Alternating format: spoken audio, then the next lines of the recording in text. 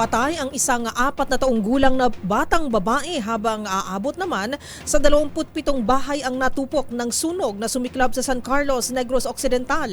Yan at ang iba pang mga rumarapidong balita mula sa probinsya, hatid ng iba't ibang istasyon sa ilalim ng MBC Media Group.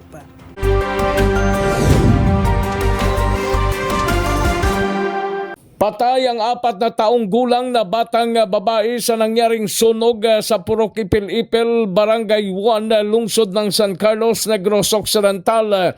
Ayon kay Fire Officer Juan Rinan Hondos, investigator on case ng Bureau of Fire Protection San Carlos City, na trap umano ang biktima sa loob ng kanilang bahay na isa sa mga nasunog. Napag-alaman na natutulog ang biktima kasama ang kanyang kapatid at lola nang nangyari ang nasabing sunog. Dagdag pa ni Hondos, isang babae din ang mayroong pasa sa katawan habang nagpapatuloy pa ang investigasyon ng Bureau of Fire Protection sa nasabing sunog.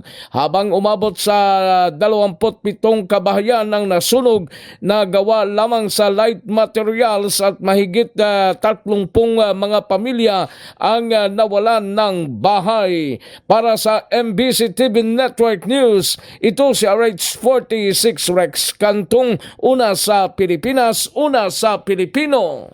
Sa Purak, Pampanga na nahuli ng otoridad sa Samar ang isang wanted sa kasong Comprehensive Firearms and Ammunition Regulation Act matapos ang mahigit sa 4 na taon na pagtatago. Ang akusado na ariso ng Joint Operation ng Provincial Intelligence Unit Criminal Investigation Detection Group, Western Samar Provincial Police Office.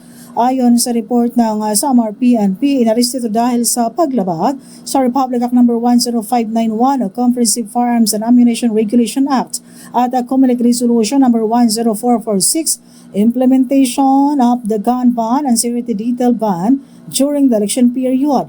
Ang operasyon ay nalunsad sa Barangay Pulong, Santol, sa Purak, Pampanga. Sa report ng Catbalogan Police sa pamamagitan ng kanilang official na Facebook page, ang wanted kinilala na si alias Bandong, 43 taong gulang. May warrant of arrest na nasabing akusado na inisyo naman ng korte noong March 13 taong 2020 pa. Ang korte naglagak ng piyansa na nagkakalaga ng 36,000 pesos para sa Comelec Resolution No. 10446, samantala 120,000 pesos naman ang inirekomenda na piyansa ng korte sa paglabag nito sa Republic Act 10591 at para sa pansamantalang kalayaan na nasabing akusado. Sa kasalukuyan, nasa kustudiya ito ngayon ng Purak Municipal Police Station para sa tamang disposisyon.